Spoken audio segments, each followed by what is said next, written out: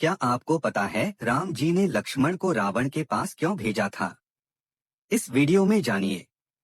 सोचिए, युद्ध खत्म हो चुका है, लंका जल चुकी है और रावण, जो कभी पूरी दुनिया का सबसे बड़ा ज्ञानी और शक्तिशाली राजा था, अब अपनी आखिरी सांसें गिन रहा है। तभी कुछ ऐसा होता है जो हर किसी को चौंका देता है। भगवान राम अपने छोटे भाई लक्ष्मण से कहते हैं, लक्ष्मण, रावण के पास जाओ और उससे ज्ञान लो। सोचने वाली बात है, जिस दुश्मन को अभी अभी हराया है, उसी से ज्ञान लेने की बात क्यों? लक्ष्मण जी गुस्से में थे। उन्होंने अपने भाई का अपमान देखा था, माता सीता का हरण देखा था। इसलिए वो रावण के पास गए, लेकिन उसके सिर की तरफ खड़े हो गए और बोले, अगर कुछ कहना है तो कहो। लेकिन रावण ने कुछ नहीं कहा। लक्ष्मण वापस आए और बोले, भैया, रावण तो कुछ बोल ही नहीं रहा। तब राम जी मुस्कुराए और बोले, लक्ष्मण, ज्ञान लेने का भी एक तरीका होता है।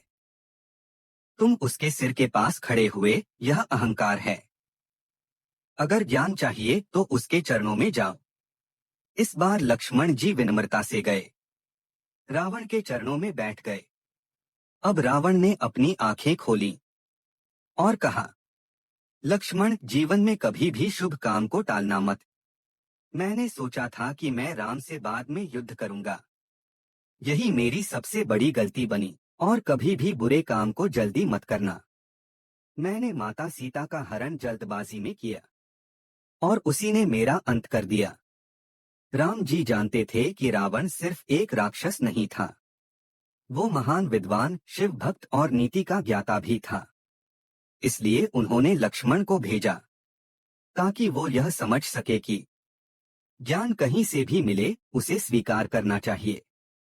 दुश्मन भी आपका गुरु बन सकता है।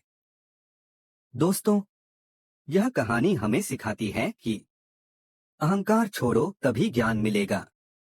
समय पर सही निर्णय लो और कभी भी सीखने का मौका मत गंवाओ, चाहे वो दुश्मन से ही क्यों न हो। यही कारण है कि भगवान राम ने अपने सबसे बड़े शत्रु रावण को भी गुरु बना दिया। सब्सक्राइब करें और पार्ट 2 के लिए कमेंट करें हैं।